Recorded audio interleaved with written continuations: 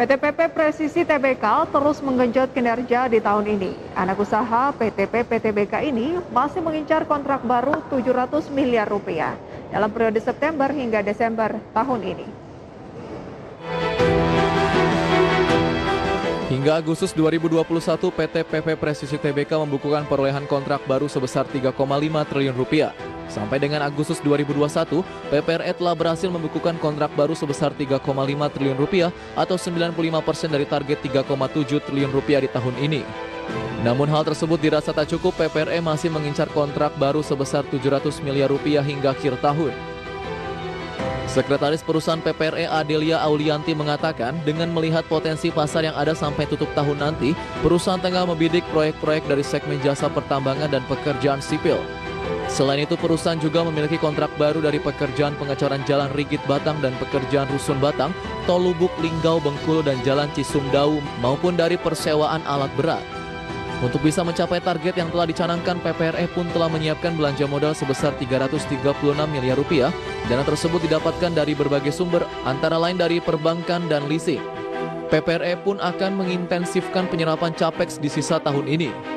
Sebelumnya, Direktur Utama PPRE Ruli Novianda menerangkan, dengan diperolehnya pekerjaan proyek MHU pada Agustus lalu, maka komposisi perolehan kontrak baru PPRE hingga Agustus 2021 didominasi oleh lini bisnis mining service 62%, civil work 30%, dan sisanya structure work serta production plant 8%. Sebesar 72% kontrak baru tersebut berasal dari non-group dan 28% dari PP Group. Berbagai sumber IDX Channel. Dan pemirsa, kami sampaikan informasi penutupan perdagangan di sesi pertama hari Jumat ini, di mana indeks harga saham gabungan landai dengan pergerakan 0,00%, cenderung menguat 0,014 poin pada posisi 6.142.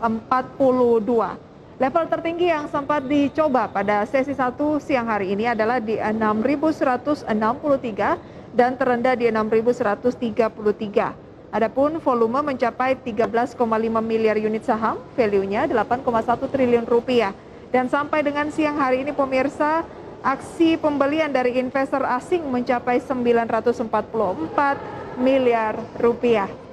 Berikut adalah deretan saham-saham yang menjadi top gainers based on value pada penutupan sesi pertama.